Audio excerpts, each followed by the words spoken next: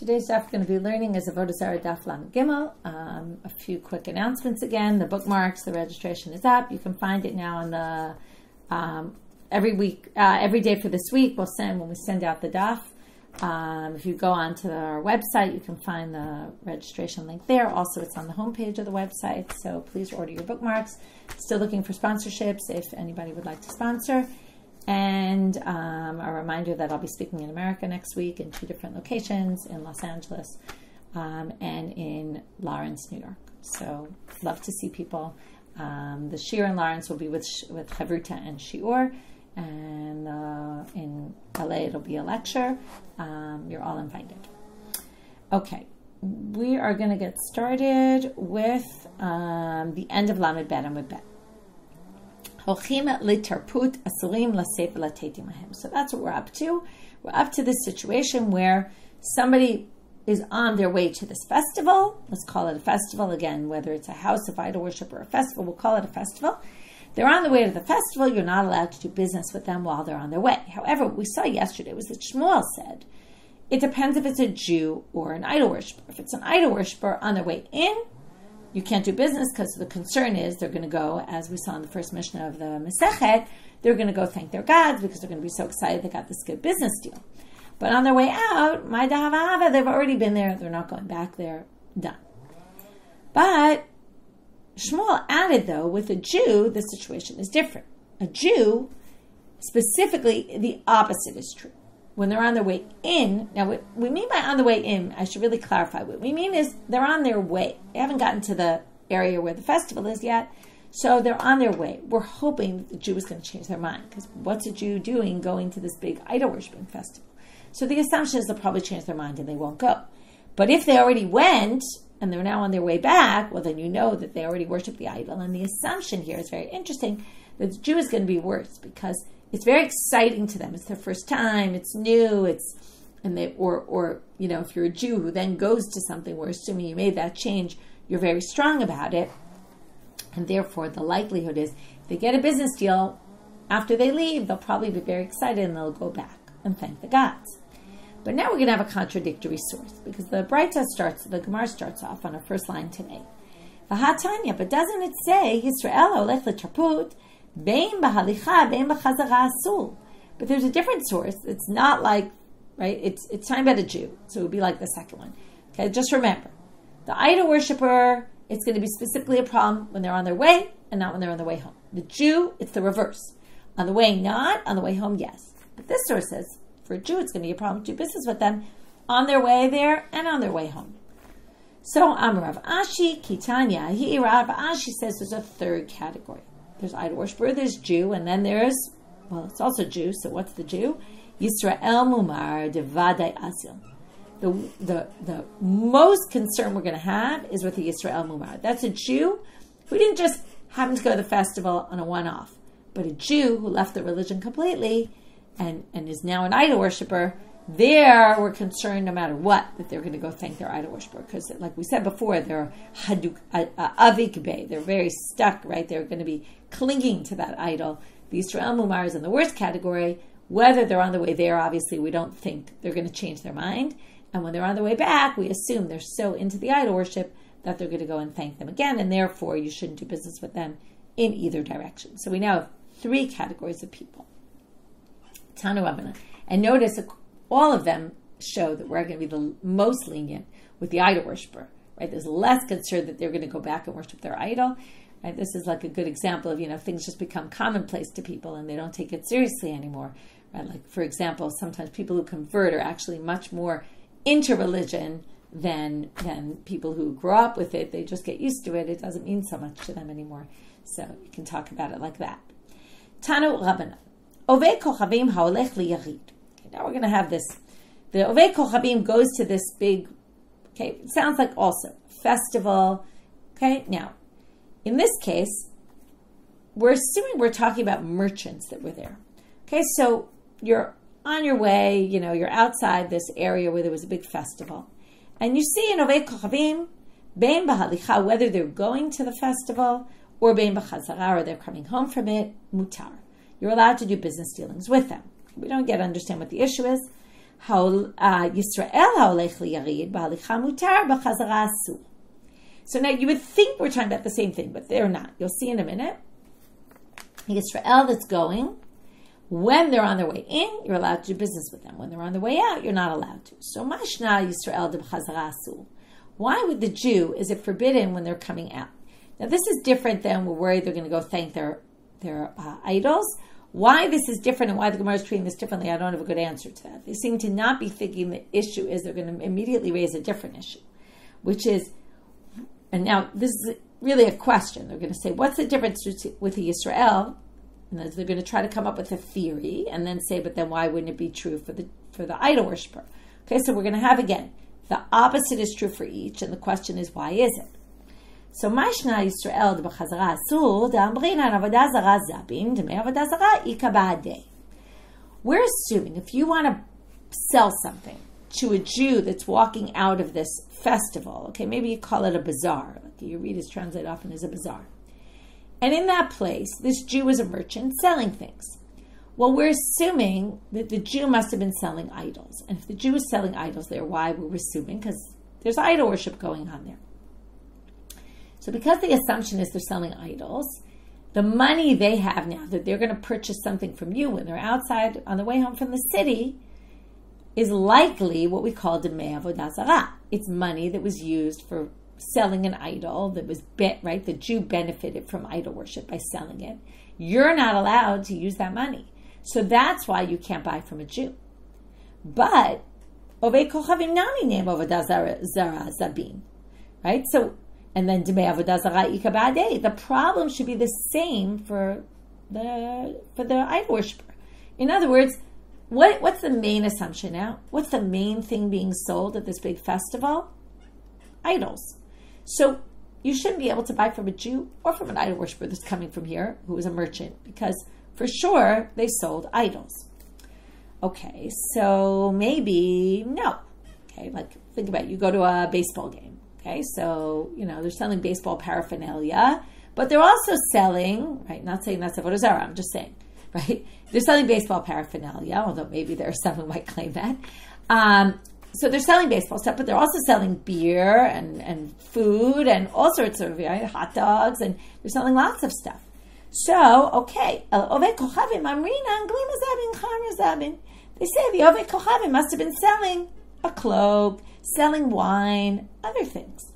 But then, okay, well then go, and that's why you can buy from them. You don't have to assume that they sold idols. Well, if that's the case, right, every time we make a theory why this one's permitted or that one's forbidden, we're going to say, well then why not about the Jew? So Yisrael Nani, Emor Glima Zabin, Chamer Zabin. Why don't we just assume maybe the Jew was selling? Said, oh, good business opportunity, right? Jews are always good at jumping on business opportunities. Not all Jews, but that's what they say about Jews. So, right, the Jew sees a good opportunity and they say, there'll be a lot of people. I'll make some money. I'll go put up a concession stand there. But not necessarily they're selling idols. So why would we forbid you purchasing something from a Jew who walks out of there? So to which they say is undermines the theory of the Jews always looking for an opportunity. If the Jew was selling clothes or wine, they wouldn't go to the festival to sell it. Even though, okay, the commentaries talk about this, right? We all know when you go to a baseball game and you buy whatever it is, a drink, right? It costs a fortune, much more than if you buy it in the shuk. But even though the Jew could have a good business opportunity, they're not going to go to this idol-worshipping bazaar to sell this stuff unless, right, it was idols. In other words, idols you can't sell in the Jew's area because the Jew, we're assuming here, the Jew lives in an area that's predominantly Jewish, and they're not going to be able to sell their idols there.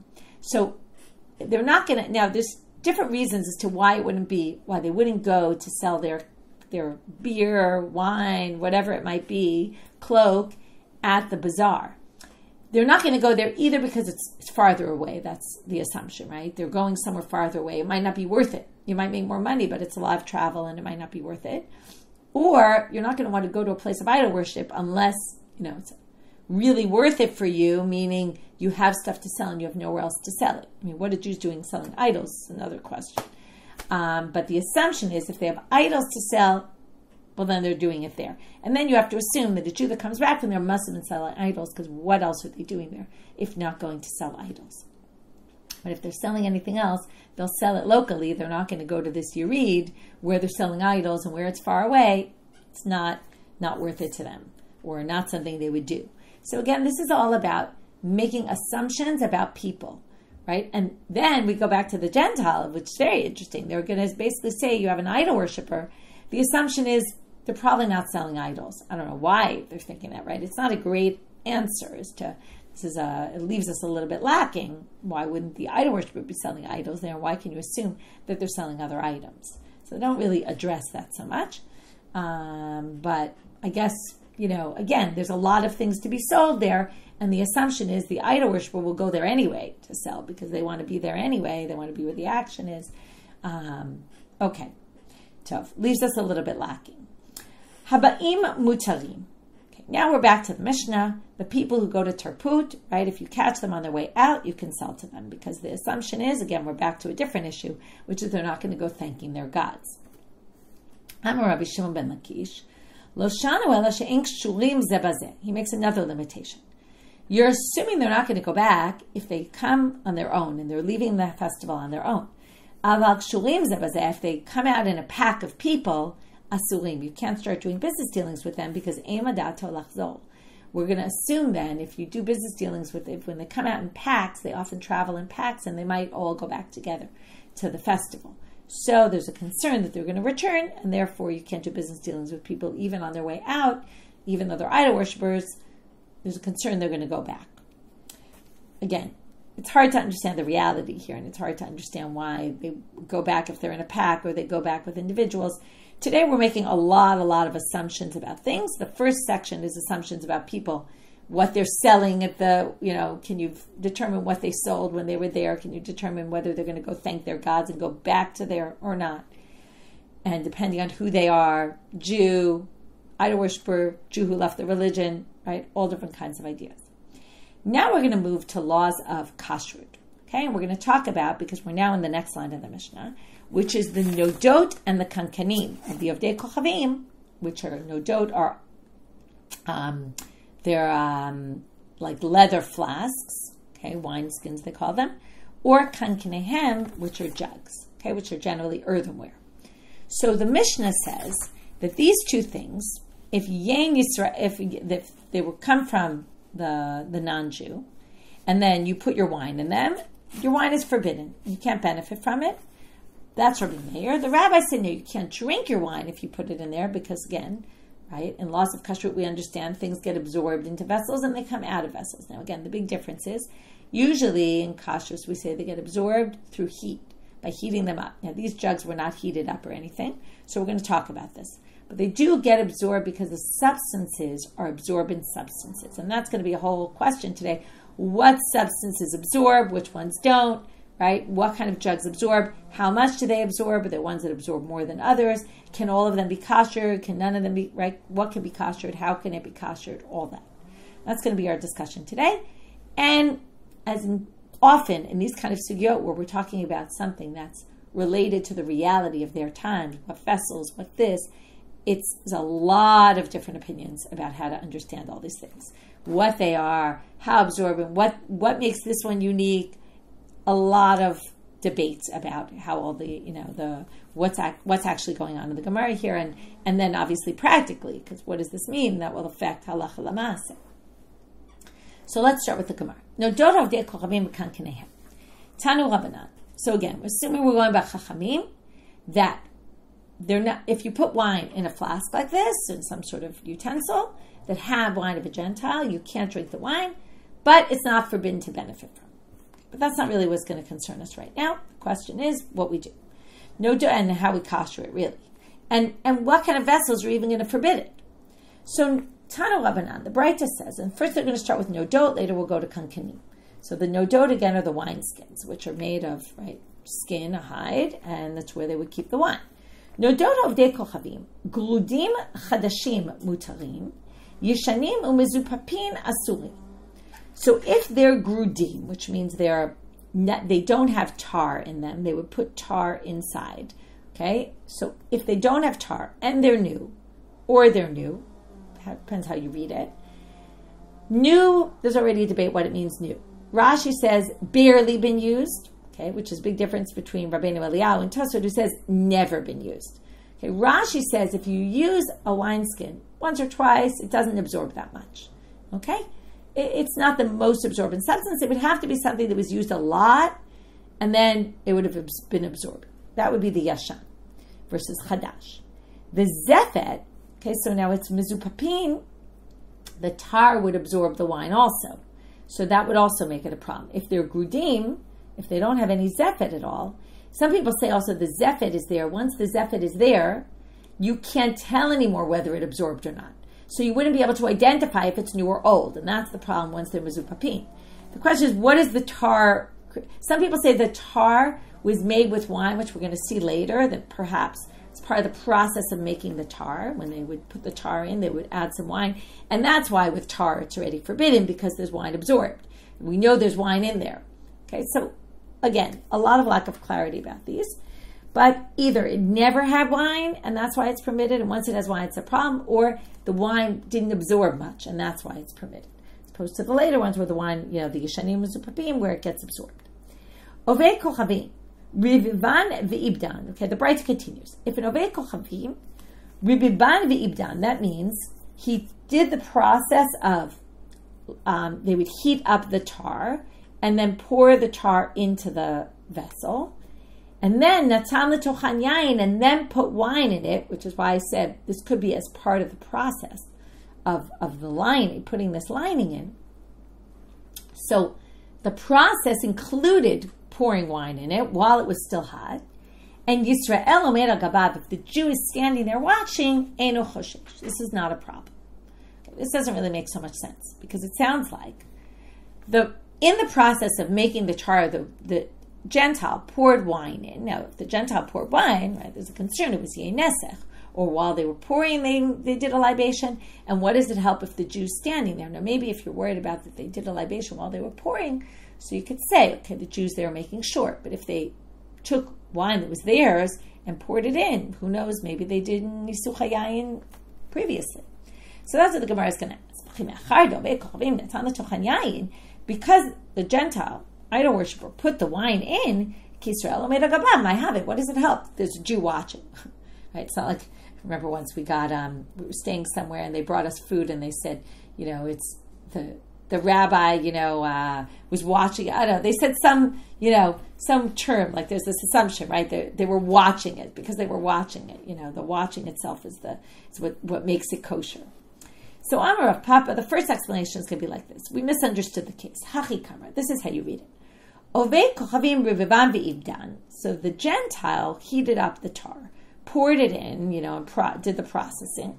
Yisrael noten l'tocho yain, and then the Jew poured the wine in. Yisrael acher omer agabav. There's three people, not two. It's not idol worshiper and Jew.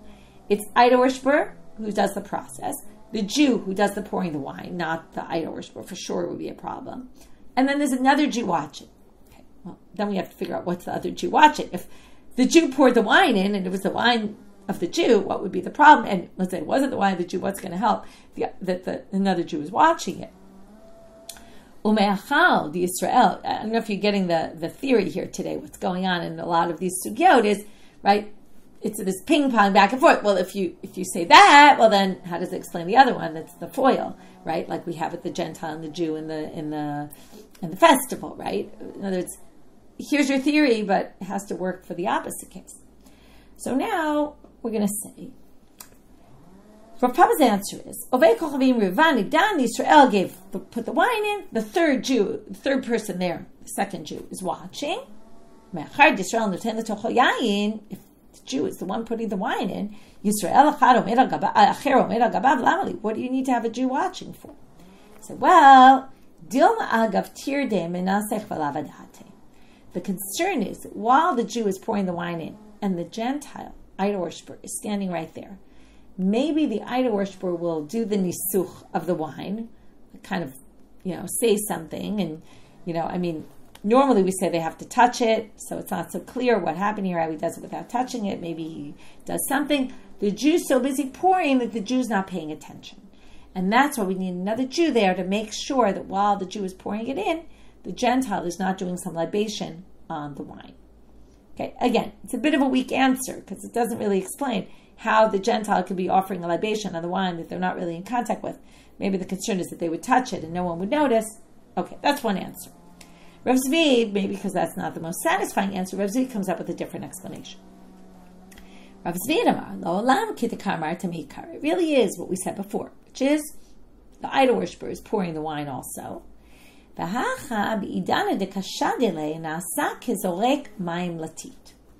When you pour wine, and this is what I said, that part of the process of lining the jar with tar, or the wineskin with tar, was to specifically pour wine in it did something. Again, it's hard to understand. We don't know the process of how they did this all, but it did something in the process of the tar, of tarring lining the jar, the jug.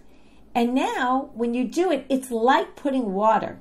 When you create clay, you pour some water in, and then the water disappears, and you don't see it anymore.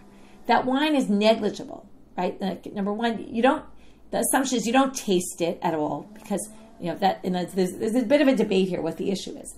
But basically, it becomes part of the tar, and then the assumption is the flavor is not going to come out. The flavor gets absorbed, the wine itself is absorbed, you don't see it, you don't taste it, it's as if it's not there. So this is different than putting wine into a jug and it getting absorbed in the sides. This is putting it in while you're doing the process of the preparation, and while the tar is still hot, it's as if it's gone, okay? So that's why it works. Okay, now, still doesn't answer the question. The Gemara doesn't interestingly go back to this. What does it help to have the Jew standing there watching? If we basically say we don't care if it's Yain Nesach, okay, because you're not going to taste it, you're not going to see it, it's not really there, okay, then why do you need the Jew there? So for this, we need the commentaries because the Gemara doesn't ask it. So, different explanations. One says that it's to make sure that after it cools off, they're not pouring anything in anymore. Now that's awkward because it's a strange answer, because the assumption is the Jew has to be there, from the way it sounds, while he's pouring it in the beginning, not 5 or 10 minutes later. But perhaps that's one answer. And the other is that this will only work as long as the idol worshiper doesn't touch it. Okay? And that's the idol worshiper is pouring, but he's not touching it. So the Jew has to stand there to make sure that the idol worshiper doesn't touch it. If he touches it, it would even be a problem, even if you wouldn't taste it, or it wouldn't be seen, or it wouldn't be noticed at all. So that's another possibility, which would have a big halachic ramification. Because if that's the case, right, that according to explanation number 1, it doesn't even matter if the Gentile touches it. According to explanation number 2, it matters. So again, like how we get halacha from here, there's big debates based on how you understand these not clear enough Gemaras. Amar Papi. So we had 2 answers. One is that it's actually the Gentile pouring the wine, and one is that it's the Jew. Okay, now, the second explanation that was the Gentile idol worshiper pouring it, Amar Papi, Shmami Nami de Rav Zvid, Hayove Kochavim Deshad Echaber Lebein Milchei Di Yisrael Shari. Sounds like if a Gentile idol worshiper pours wine on the salt of a Jew, okay, they would apparently make what's like called wine salt. Okay, you can look it up. They would pour wine into salt to make the salt flavored. So since basically it gets absorbed, you don't see it. It's like the mayim latit, and you don't see the wine anymore. It's not noticeable in any way. It sounds like it would be permitted.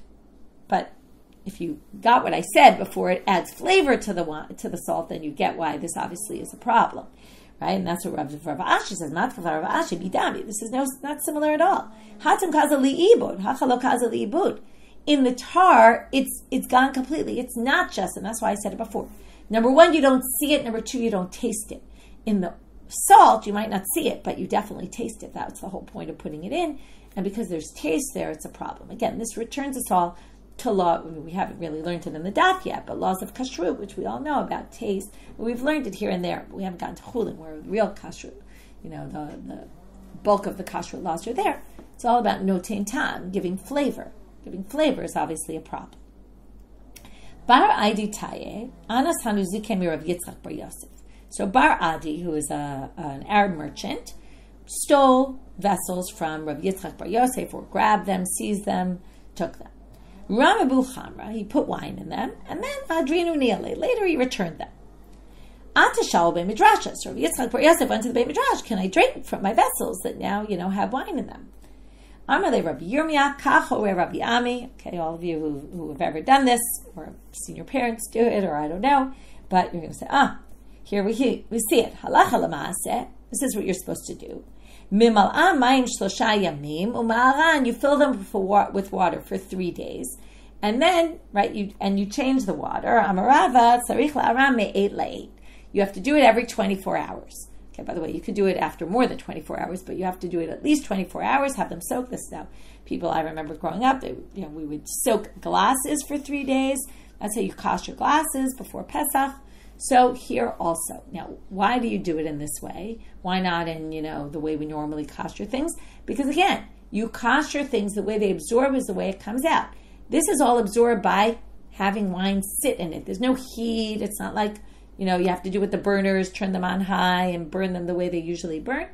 But the way you kosher them, right, or a pot that you boil water in, so you boil the water over, this is different because it was only absorbed with cold. So you basically get it out by just soaking it. The same way it's soaked in wine, and because of that, the wine got absorbed. So if you soak it in water and switch the water every 3 days, eventually the flavor of the wine will get out of them. So that's how you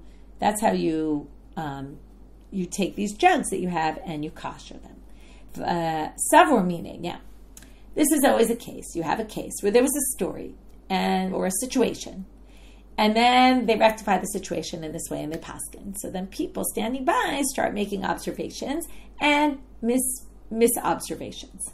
So, Savor mina, people thought, Hanimili Didan, this is because they were his own. Aval Didhulo. But if they were owned by the Gentiles, you wouldn't be able to kosher them in this way. We're only allowed this method of koshering because they were his own vessels. They were the Jews' vessels that were used temporarily by a non-Jew. But if they were vessels you bought from a non-Jew or found from a non-Jew, you wouldn't be able to kosher them in this way. But Kiata Ravin, when Ravin came from Israel, Amar Rabbi Shimon ben Lakish quoted Rabbi Lakish as saying, Chad shalanu v'chad shalahem. Ours, theirs, it doesn't matter. It's all the same. You can kosher them all in this way. Another thing, Savar Rav Acha b'rei Rava kamei Rav Ashi l'meimar. Rav Acha thought to infer, Hanimile no dot aval kankanim lo.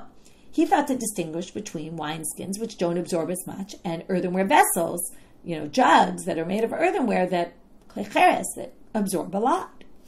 But Amarle Rav Ashi loshna nodot loshna kankanim. Even kankanim that absorb more, that are earthenware, still you can get it out like this. Tanu Rabbanan, kankanim shalavdei kochavim. Well, since we mentioned kankanim, now we're going to have the braita that's similar to the one before about the nodot. Same thing about the kankanim. Kankanim shalavdei kochavim. Chadashim gurudim mutarim, yeshanim umezupafin asurim.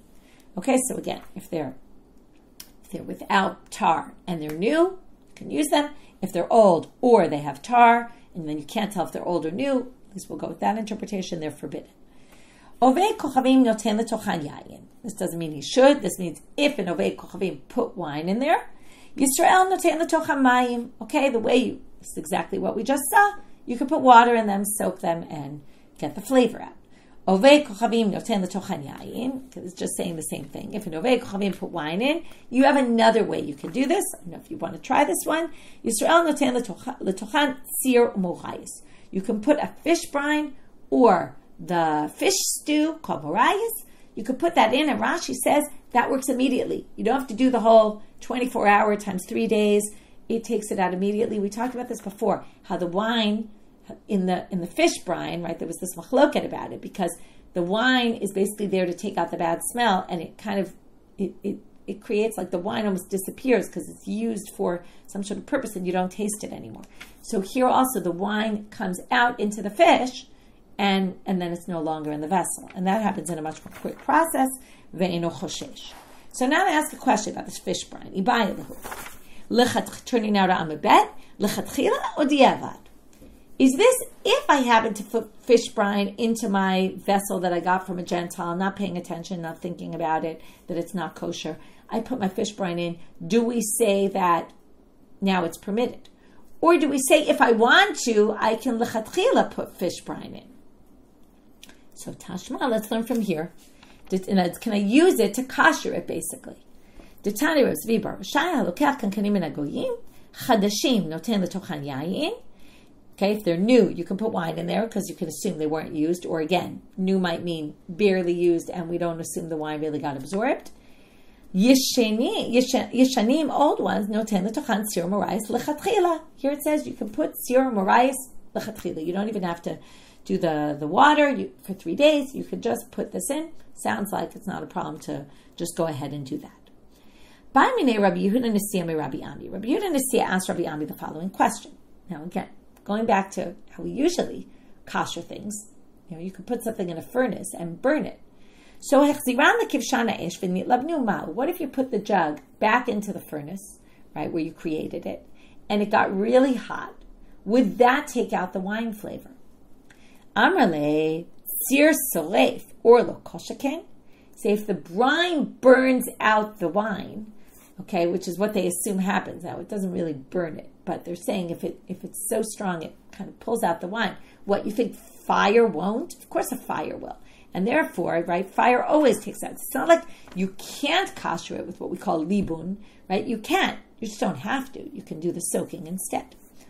Itmar nami amar Rabbi Yochanan v'amar Rabbi Asi was also said that Rabbi Yochanan, not just that Rabbi Ami said this, but also Rabbi Yochanan, or Amar Rabbi Asi, Amar Rabbi Yochanan, or the Rabbi Asi quoted Rabbi Yochanan is saying, Kankanim shaladech kochavim shechziran l'kipshan esh. If you get kankana, a jug from a earthenware vessel from a Gentile idol worshiper, and you put it in the fire, in the furnace, kevan shenashra ziftan mehen mutarin. Once the zefek comes off, okay, now how hot, right? It has to be hot enough that the tar lining comes out, okay, melts and is removed. Rav Ashi says, no, you don't have to go that far. Lotem adinatran, it doesn't have to completely come off. Ela afilu refined mirpa, even if it just softens from the heat, that's enough. Afagav de lo natal, even though it didn't come off entirely. So putting it in a furnace works. Kinsa, what if you put twigs inside that were on fire and you put them inside the jug? Would that work, right? It's not creating heat outside the jug, it's creating heat inside. Okay, it's similar, but not really similar because it's not as much heat, right? The heat doesn't necessarily get into the walls of the vessel, and therefore, pligi bar Rav Acha v'Ravina chad asar v'chad share v'chad kamanda aser. So one forbids, one permits, but we pass like the one who says this doesn't work. It's not enough heat to get the flavor of the wine out of the vessel. Ibayilu ma'u litain letocho shecha. Now we get into something else that comes up in kashrus, which is if I put wine in this vessel, and the taste of the wine, that was the non-kosher wine, comes out into the wine, so that's wine in wine. And in the end, what am I tasting? I'm tasting wine. And part of the wine I'm tasting is the problematic wine. But if I put beer in, what will happen? If I drink beer from this, we're assuming the wine flavor will get into the beer. But when I'm drinking beer that has a teeny little bit of wine flavor, I'm not going to taste the wine flavor. I'm only going to taste the beer, right? Because the beer is the majority. And it's going to overpower whatever taste of wine there is. I'm not going to taste the wine in it. So, if that's the case, can I drink beer that I put into these jugs? So if I basically buy a jug, it was used by an idol worshiper, and I have to assume there was wine in there because it was old, I can actually, it sounds like maybe I could put my beer in there because the wine flavor isn't going to be tasted by me at all. So that's what they asked. Can I put beer in there? So Rav Nachman v'Rav Yehuda Aser v'Rav Ashari. So they forbade it and Rav permitted it. Now, Ravina Shari Leila Rav Chia Bereid Rav Yitzchak Lemirma Beishichra. So Ravina, based on this psak that Rav said, he said you can put your beer in there. But what happened? Rav Chia, this Rav Chia Bereid Rav Yitzchak, got a little confused. Once he was allowed to put beer in there, he accidentally then put wine in there. Azo Rama Bechamra. And then he put wine in. Now, this raises the question, well, maybe you shouldn't allow anybody to put beer in because they might come to put wine in. Once you allow something for beer, you're not going to remember, oh, that one can only be used for beer, not for wine. Maybe they won't remember that. Well, so even though this happened,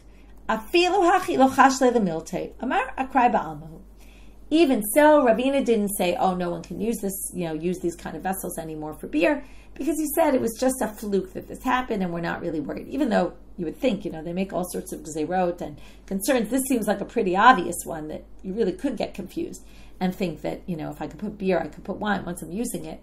But apparently he wasn't concerned. Rav Yitzchak bar Bisna havale hanumane de pakusna.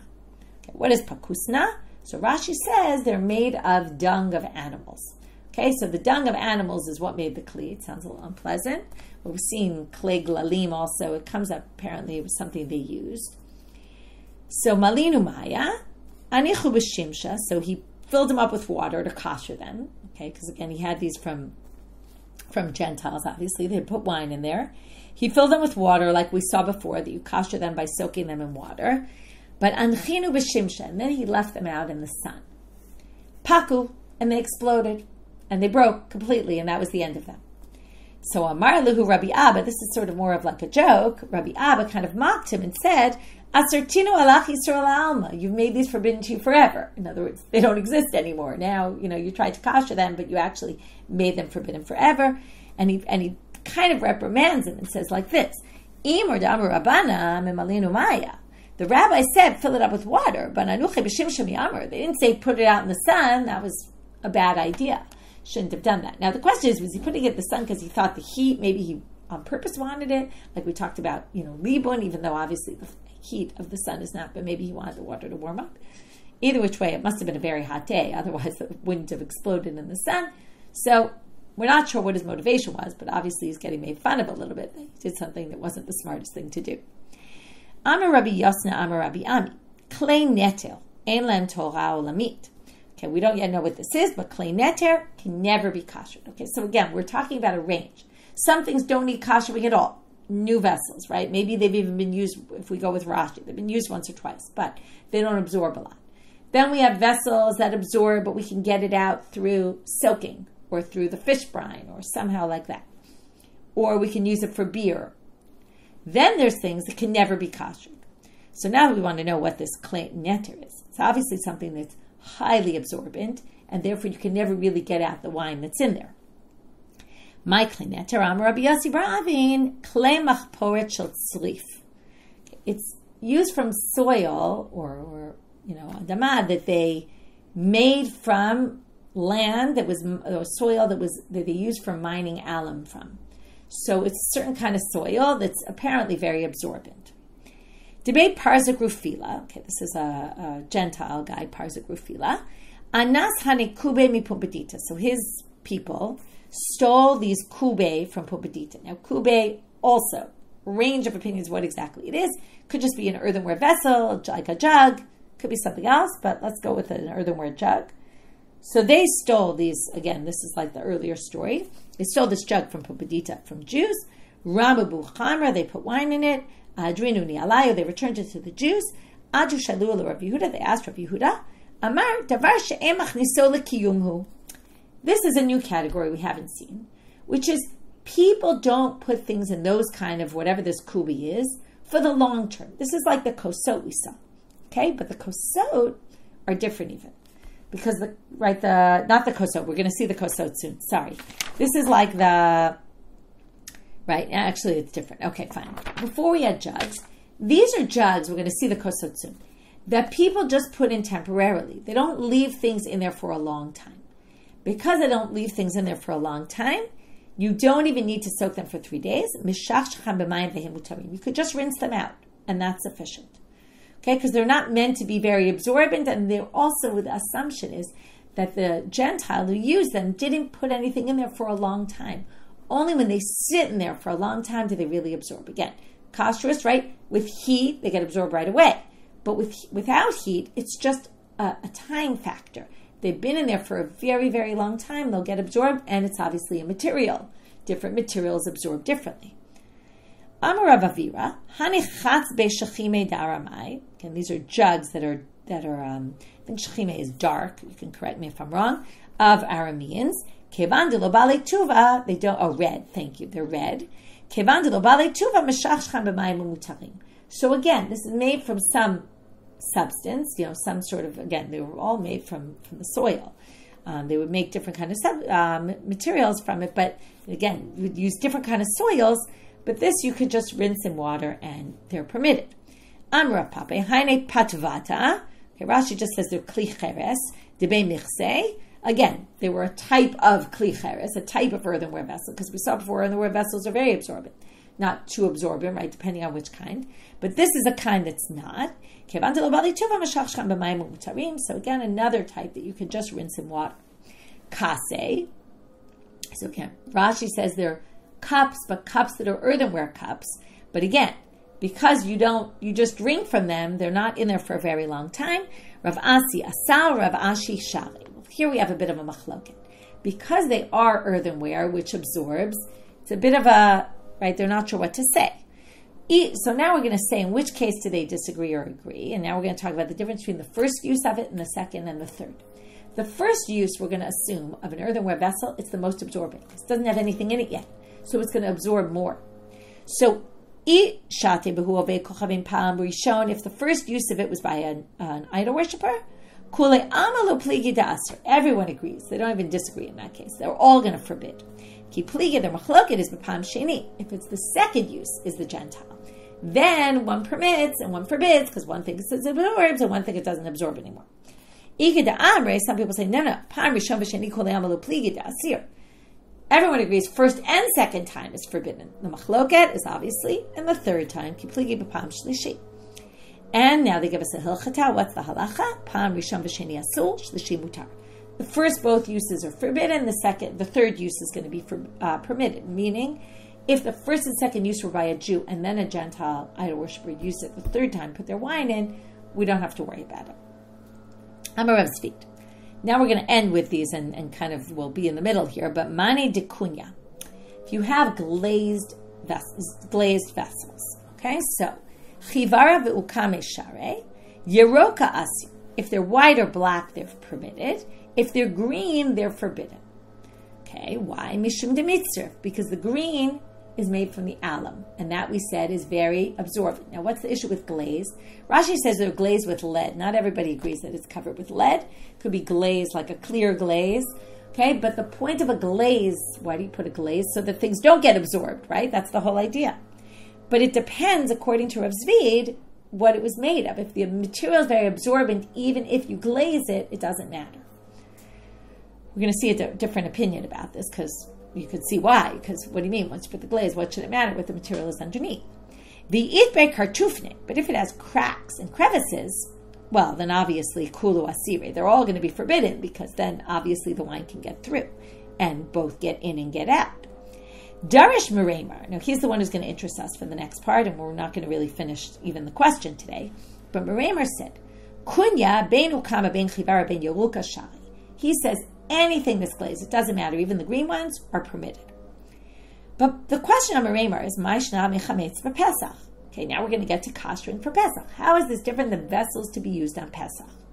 Debal mine Meremar. They asked Meremar, and today we're only going to get to the question. Next class we'll get to the answer and then see that Meremar seems to contradict himself. Because Meremar here said anyone is fine as long if it's glazed because the flavor doesn't go in. They asked him, can you use glazed vessels on Pesach? We're not asking about the green ones. They're for sure problematic because they're made from this sarif, this alum, the soil with where the alum is, and they're very absorbent, and for sure they're going to be forbidden. We're asking about the white and the dark ones, the light and the darker ones. And when there's cracks and crevices, we're not asking. We know that for sure is forbidden. They're basically narrowing down their question. We're asking you if they're smooth and glazed, what's the situation?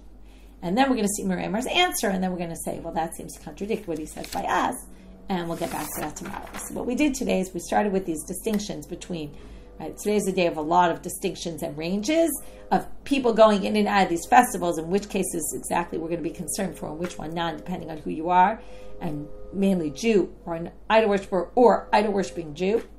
And then we went to all these distinctions between types of vessels that have wine in them, and do they need koshering? If they need koshering, how do you kosher them? and what materials are more absorbent, what materials are less absorbent. It's also a bit of a lesson in vessels in those days and what they made them out of and what kind of materials are more absorbent and less absorbent. And with that, we finish for today. Wishing everyone a good day, and may we hear good news this week.